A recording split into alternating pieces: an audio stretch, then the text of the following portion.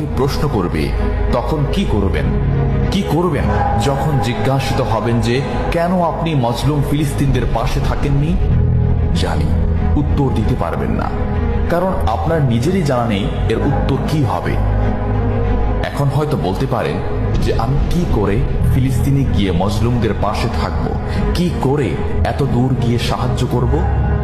হ্যাঁ, এইরকম প্রশ্ন যদি আপনার মনে উদয় হয়ে থাকে, তাহলে অবশ্যই আপনার মনে অলসতা আর বজ্রে ভরা।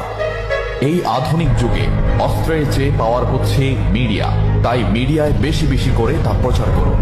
হ্যাশট্যাগের মাধ্যমে প্রতিবাদ করুন। এই ক্ষুদ্র প্রতিবাদ একদিন অনেক বড় প্রতিবাদ হয়ে দাঁড়াবে। বিজয় একদিন ইসলামেরই হবে ইনশাআল্লাহ। এটা আমার কথা নয়, এটা এই মহাবিশ্বের প্রভুর কথা। একটা কথা মনে রাখবেন, ক্ষুদ্র ক্ষুদ্র বালিকণা, বিন্দু বিন্দু জল গড়ে তুলে পাহাড় পর্বত, সাগর অতল।